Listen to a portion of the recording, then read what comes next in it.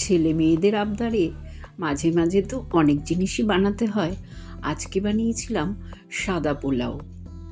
দুপুরবেলা মাটন হয়েছিল, তাই বলেছে রাতের ডিনারে সাদা সাদা পোলাও বানাতে। নমস্কার বন্ধুরা, কল্পনার রসনা ঘরে সবাইকে স্বাগত। আজকে শেয়ার করব খুব সহজেই কিভাবে ঝরঝরে সাদা পোলাও বানানো যায়। আমি এই সাদা পোলাও বানানোর জন্য গোবিন্দভোগ চাল নিয়ে নিলাম হাফ কিলো। চালটাকে ভালো করে ধুয়ে নেব, তবে একবারই আমি ধোবো, কারণ গোবিন্দভোগ চালের গন্ধটা তাহলে চলে যাবে। ভালো করে ধুয়ে জলটাকে ঝরিয়ে রাখবো। সাদা পোলাও আরও টেস্টি করার জন্য আমি 50 গ্রাম মতন খোয়া ক্ষীর গ্রেট করে রেখে দিলাম। একটা বাটির মধ্যে অল্প দুধের 1 চিমটে কেশরও ভিজিয়ে রাখলাম। এতে স্বাদ আর গন্ধ দুটোই কিন্তু অসাধারণ হবে। গ্যাস অন করে 100 গ্রাম ঘি গরম করতে দিলাম।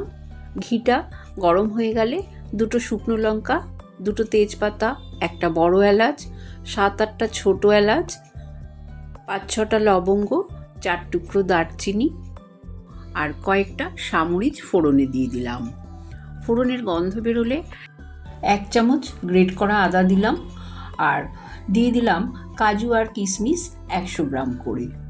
কাজু কিশমিশটা হালকা ভাজা হয়ে গেলে আমি জল ঝরানো ধুয়ে রাখা গোবিন্দভোগ চালটা দিয়ে দেব। দিয়ে খুব ভালো করে লো ফ্লেমে নাড়াচাড়া করে নেব, কারণ গ্যাসের ফ্লেমটা একদম কমিয়ে রাখতে হবে, তা না হলে এই চালটা তলা থেকে লেগে যেতে পারে, আর লেগে গেলেই কিন্তু স্বাদটা অন্যরকম হয়ে যাবে। সেই জন্যে লো ফ্লেমে ভালো করে নাড়াচাড়া করতে হবে। নাড়াচাড়াটা কিন্তু বন্ধ করা যাবে না। চালটা কিন্তু ঠিকঠাক করে ভাজা হয়েছে কিনা তোমরা দেখলে বুঝতেই পারবে। চালের কালারটা একটু চেঞ্জ হয়ে যাবে। তোমাদের একটু তুলেও আমি দেখিয়ে দিচ্ছি, দেখো।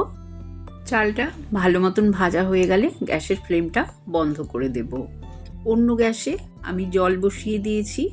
আমি পোয়া মেপে 2.5 পোয়া চাল নিয়েছিলাম, সেই পোয়াটা মেপেই 5 পোয়া জল দিয়েছি। জলটা ভালো করে ফুটে গেলে ভেজে রাখা চালটাকে দিয়ে দেব। প্রথম দিকে গ্যাসের ফ্লেমটা হাইতে রেখেই ভালো করে ফুটিয়ে নেব। যখন টকবক করে ফুটে যাবে, চালটাও বেশ অর্ধেক সেদ্ধ হয়ে যাবে, গ্যাসের ফ্লেমটাকে লো করে দেব। এই সময় আমি যে খোয়া ক্ষীরটা গ্রেট করে রেখেছিলাম দিয়ে দিলাম, আর দিয়ে দেব কেশরে ভেজানো দুধ। এই কেশর আর খোয়া ক্ষীর দেওয়ার ফলে পোলাওয়ের স্বাদটা কিন্তু দ্বিগুণ বেড়ে যাবে। তোমরা অবশ্যই এগুলো দেওয়ার চেষ্টা করবে। এবার জলটা কিন্তু প্রায় টেনেই গেছে। এই সময় স্বাদ অনুযায়ী নুন দিয়ে দিলাম, আর 3 চামচ চিনি দিলাম। পোলাও একটু মিষ্টি মিষ্টিই হয়, তাই আমি একটু মিষ্টি বেশিই দিলাম।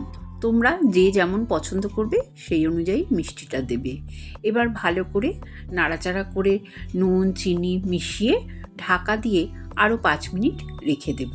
5 মিনিট পর ঢাকনাটা খুলে আমি 1/2 চামচ গোলমরিচ গুঁড়ো দিলাম, আর 1/2 চামচ দিয়ে দিলাম শাহি গরম মশলার গুঁড়ো। গ্যাসের ফ্লেমটা বন্ধ করে দিয়েছি। খুব ভালো করে এই মশলাগুলো এবার মিশিয়ে নেব। তবে তোমরা দেখে বুঝতেই পারছো পোলাওটা কিন্তু এখনও ঝরঝরে হয়নি। আমি ঢাকা দিয়ে 10 মিনিট আরও রেখে দেব।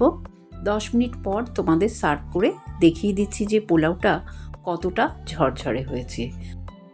তোমরা দেখতেই পাচ্ছ যে কত সুন্দর ঝরঝরে সাদা পোলাওটা হয়েছে। এই পোলাও আমিষ নিরামিষ যে কোনো রেসিপির সাথেই কিন্তু সার্ভ করা যায়। অসাধারণ খেতে লাগবে। তাই তোমরাও একবার বাড়িতে বানিয়ে বলো যে কেমন লাগলো। ভালো লাগলে চ্যানেলটাকে লাইক শেয়ার করো, নতুন বন্ধু হলে সাবস্ক্রাইব করো। সুস্থ থেকো, ভালো থেকো। ধন্যবাদ।